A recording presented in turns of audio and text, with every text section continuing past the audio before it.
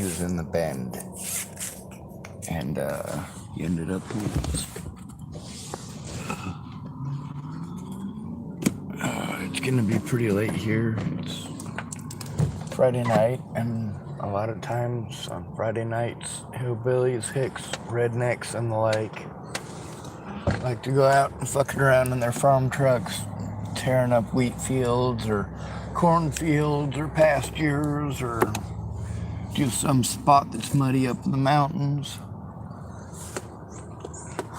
It's the time when they get alcohol for their kids to drink, and then their kids are out being fucking morons.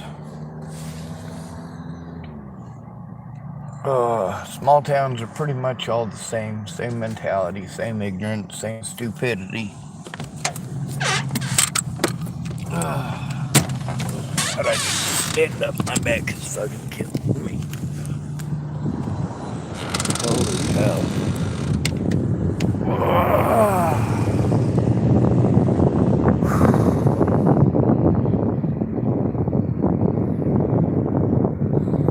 On the bright side, it's still a little bit too early for him to be completely tearing around.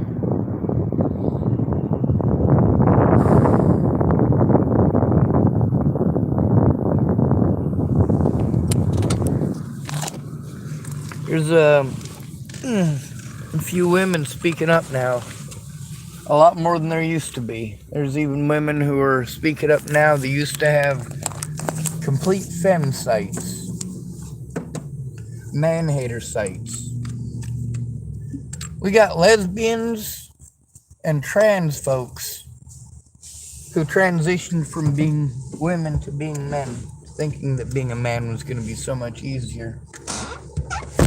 And then they became men's rights advocates because they realized how fucking shitty it really is. You're expected to give. Now, some of the women that are speaking out now, I posted up 2 of their things today, just a few minutes ago. And it shows how fucking incredibly goddamn stupid the situation is. Guys are pretty fucking simple.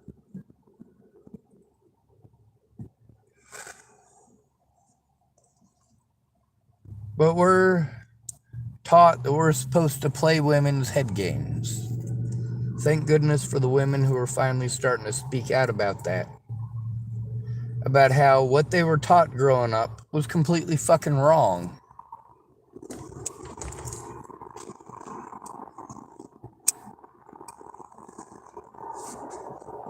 I mean, you get to see in my situation how, despite the fact that Tim Beeson raped and molested Natalie Bollinger, and Ted Bollinger raped and molested Natalie Bollinger, and Troy Bollinger raped and molested Natalie Bollinger. Who is it that takes the abuse over it?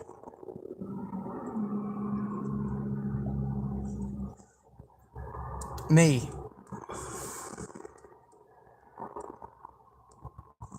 I'm the one who takes the abuse. I would say me and Natalie, but no, Natalie's dead. I'm the only one left to take it. But you also get to see that these things that these women were speaking out about, it wasn't just women who did that to me, it was also men. The same excuses, the same bullshit.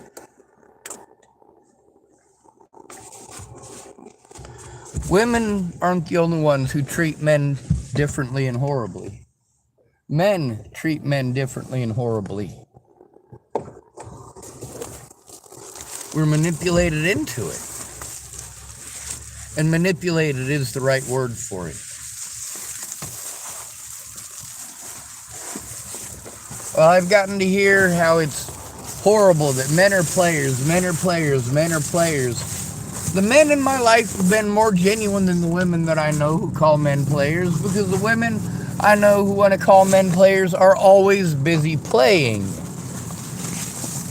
Playing with his heart, playing with his money, playing with his family. It's messed up.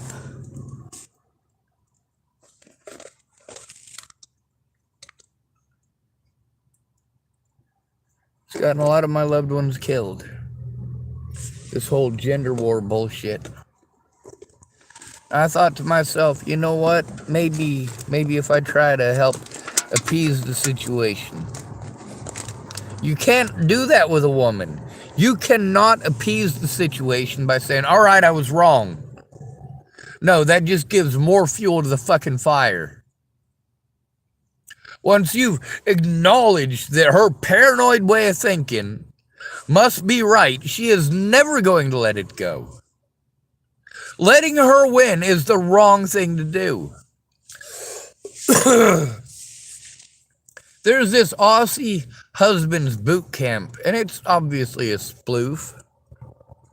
It's obviously a joke, but it's got these guys all dressed up in their military fatigues. And this drill sergeant yelling at them. Basically, the whole thing all comes down to no matter what she says, tell her she's right. She's right, she's always right. Because she's a female, she's right. Fuck that. Equal partnership. Not I bust my ass for jack shit. You know, if you are going to throw away lasting friendships because you found a temporary penis, keep in mind that you're the one who's throwing away that lasting friendship. When you say that it's not possible for a man and woman to be just friends, that's not, on the majority of these situations, a man's fault. There are lots of men who are fine with being your friend. We're just tired of being fucking lied to. We're tired of bailing your ass out time and time again for you to make the audacious claim that you did it all yourself. While you talk trash on all men, and then you go back to that same jackass again and again. And then after you've trash talked us every time that you've gotten back together with dipshit, you want us to rescue you every fucking time. How many times did I help Miss Jerry Sparks move out of shitty households where she was supposedly being abused? 7 times. And it ended up being a situation where, well, when she had me move her out of Ron Reeder's house because Ron was supposedly violent and threw a bottle at her head. Well, when she got back together with him, she wanted to keep that from Lan Engline because Lan Engline makes a lot of people's decisions for them. And if you don't go along with what Lana says, well, she's got ways of being vindictive, and everybody knows it. So you basically do what Lana wants, or she'll hijack your things. Fuck it, we're all used to it, right? So Miss Jerry wanted to hide the fact that she was getting back together with Ron. She was also moving out of another boyfriend's house. Although it was technically hers. She let the ex-boyfriend have it because he was abusive and was getting back together with Ronald Reeder. But what she didn't tell me was that she was moving Ron Reeder in with her up there in Montana. He was moving from Alliance, Nebraska to Montana to be with her. Dropped off his job and all of his years worth of putting his life into that job just because a woman asked. She played him like a fucking fiddle. She played Andrew Buchter like a fucking fiddle. She played Mike Vernon like a fiddle, and Mike Vernon wasn't even interested in her vagina.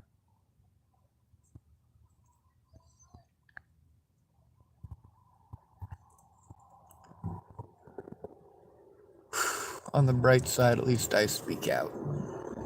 Who else is gonna? Now that these women are starting to speak out and starting to explain to you the things that you guys call me crazy for saying and say I'm sexist for saying, will you believe it if it comes out of a woman? When it comes to the excuses that I told you, that the hospitals and police will make, and why? I've got hospital workers and police recorded saying those things.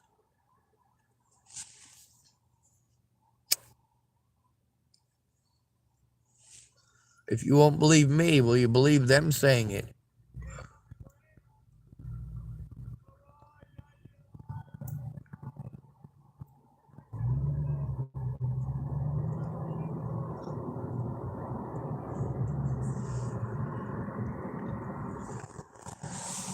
Anyway, they'll probably be over on the other end of the parking lot fucking around till about 2 o'clock in the morning. At least it's something I'm used to. The library will be open tomorrow and I'll get another 3 hours in. That'll give me an hour to get everything set up, an hour to, well, about 30 to 35 minutes to get it set up because my computer is fucking slower than Jesus now.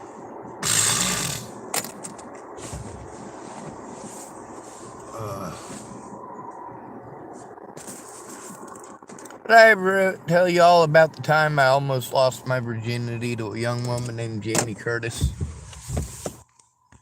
After her playing head games with me and a whole bunch of other guys, it turned out I was different from the other guys because she had to use her son to try to manipulate me, whereas these other guys were easily manipulated by the promise of possible future vagina usage.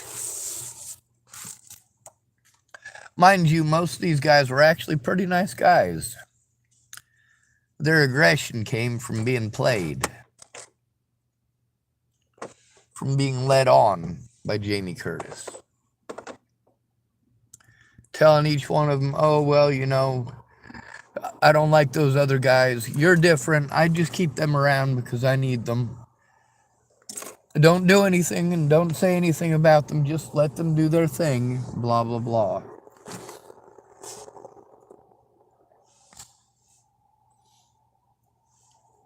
Like the reason that she said that she let Ronnie, her uncle, watch the boy is because her uncle helped her to turn in a pervert in the family.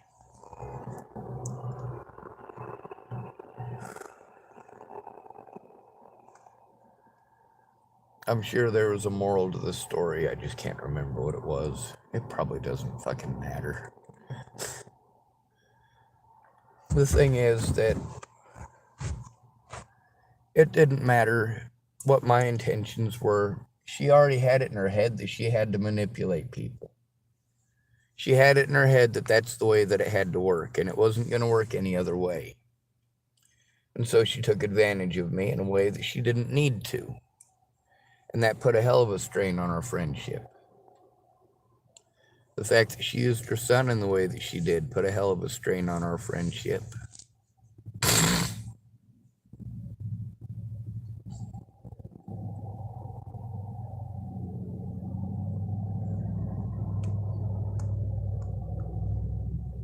Now, of course,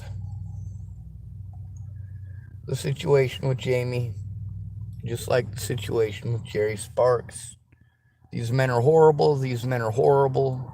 These women are perfect angels who could never do no wrong.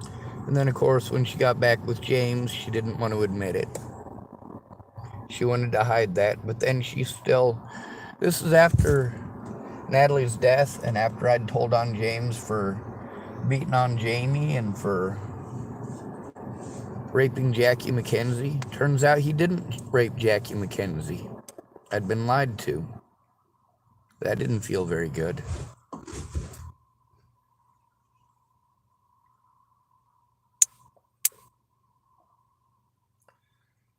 Anyway,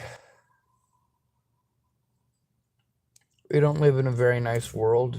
We live in a world where when you want to go back to that guy, you want to worry about Lana and Amanda, but you know that once it's already said and done and he's already moved, well, then it's too late for Lana to do anything except wait for you and Ron to have another issue, Ron to leave, so that Lana can tell you, haha, I told you so. Again.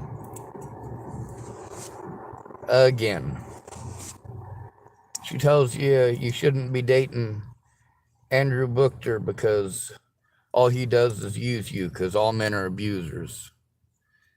You tell her not to go out with Ron Reeder because Ron Reeder's a man and all men are abusers.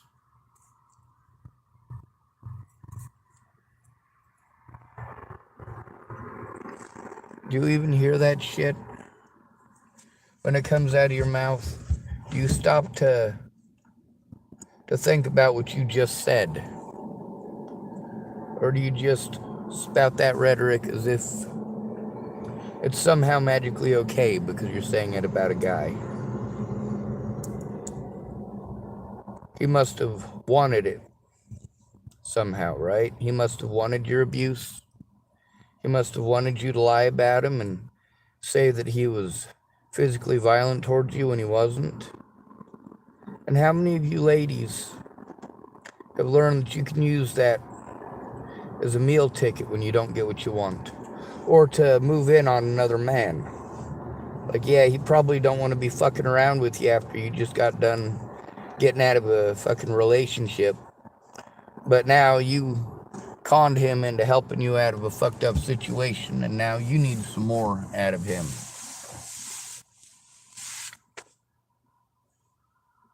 We have expectations of us. Men are taught how to treat a woman, but not what to expect from a woman. Whereas a woman is taught what to expect from a man, but not how to treat a man. The woman who said that, when I heard that, I went, you know what? I'm going to repeat that. And I'll probably get called a misogynist for it.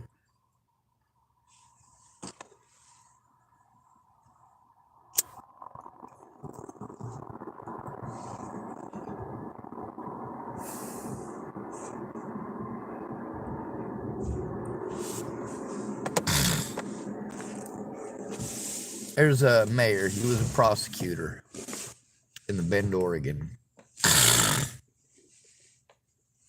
And he ended up homeless. And the news article says, for the standard reasons. And the first one they cite is untreated mental illness. You mean abuse. It's not untreated mental illness. It's fucking abuse.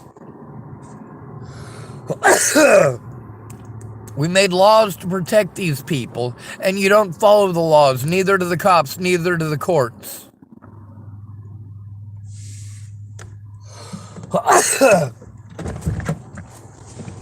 You make laws to protect disabled people from the term mentally ill. But then you don't follow it. Instead, you use the term mentally ill to discredit and disqualify the victims. Although your own statistics show that I'm more likely to be victimized than any of the rest of you, you want to continue to point at me and say, oh, he's mentally ill. He's the next Unabomber. He's the next Ted Kaczynski. He's the next Jeffrey Dahmer.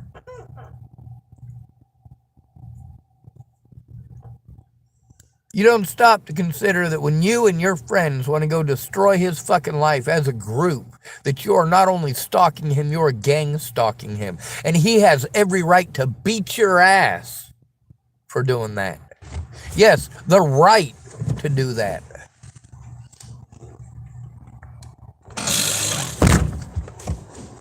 In that situation, there are situations beyond just the Make My Day law, where it is legal for you to kill somebody.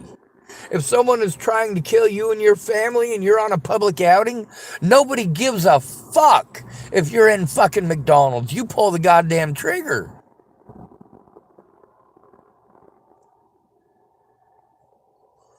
You gonna watch them kill your family, or are you gonna do something about it?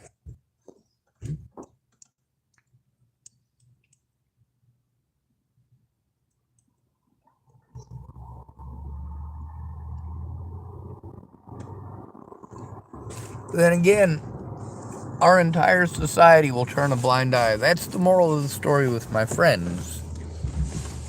All these people who are angry with me because I posted up on the internet. You know what? I trusted those people in the very beginning. I believed them when they promised me they were going to come forward, when they promised they were going to tell the truth. But where did their promises go? Those people were completely full of shit.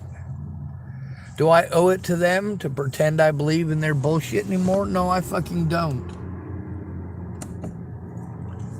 I don't owe it to your bitch ass to pretend that you're not a bitch ass. I don't owe it to cowards to pretend that they're not cowards. I don't owe it to the people who made every excuse to look the other way. I don't owe it to them to pretend that they didn't look the other way. I don't owe it to them to pretend they didn't make excuses. I don't owe it to them to pretend they didn't play stupid.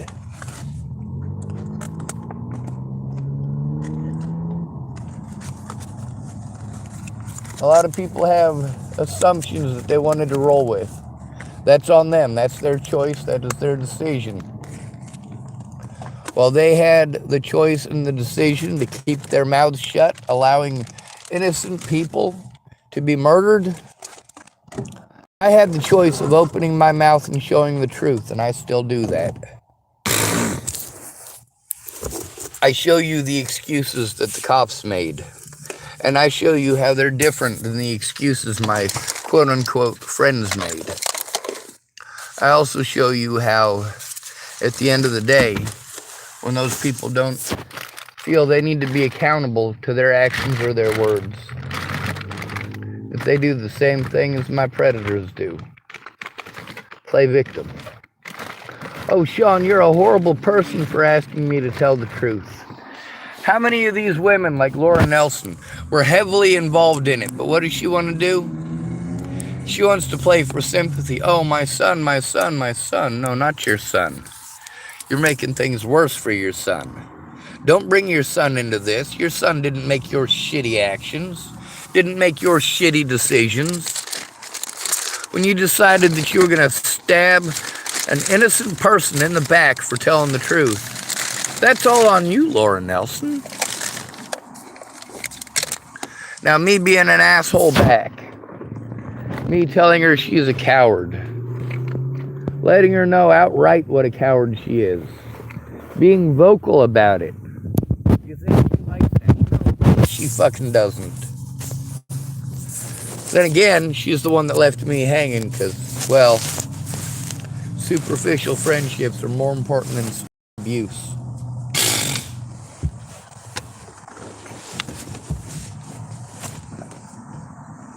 It's alright though. Those cowards are going to do what they want, and I'm going to do what's right. The right thing to do is to speak up in these situations, and that's what I've been doing. Speaking up, whether people like it or not. Showing evidence, whether people like it or not.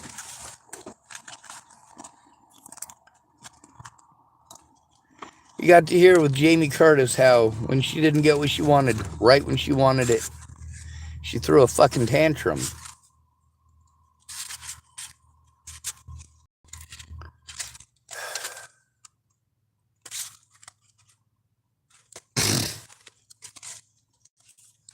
Poor thing. While Jamie Curtis could have come forward at any point in time and told the truth, what she wanted to do was hide the fact that she had manipulated the situation with myself and James and several others. The same as Jerry Sparks wanted to do. The same as Lanny Engline does frequently and often. It's because they've been taught to completely disrespect all men. Meanwhile, all three of these women, warned me not to trust any woman. The most condemning things I've ever heard about women all came from other women.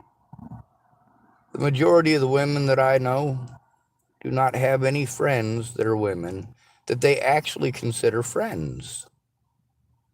How strange is that?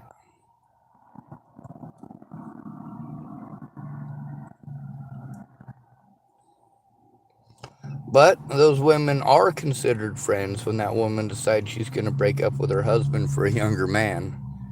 And she wants to validate it. Oh, well, my husband's cheating on me, so it's okay. Or my husband's a good-for-nothing drunk, so it's okay. Well, I don't know, but he might touch children. And you're taught to do those things so that people won't look at you and pass judgment on you. You allow child molesters like Robert Franklin Warnick to get away with it. To get away with harming innocent people because they're different.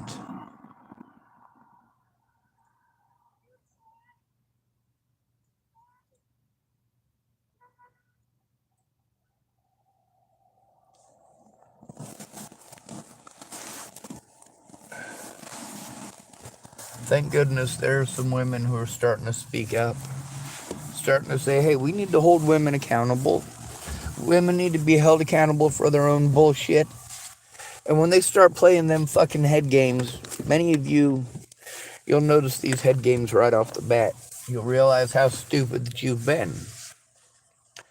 You'll also realize that that's how everybody treats the homeless, not just women. It's not just women who take part in this. The lower somebody is on the social ladder, the more likely people are to victimize that person. Also, when somebody chooses to victimize the lowest people on the totem pole, the people who are the easiest to victimize, it's because they're cowards. And they want to be able to use that excuse later on. Oh, well, he's a hobo, they're all drug addicts. He's a man, they're all rapists. He's mentally ill, they're all killers.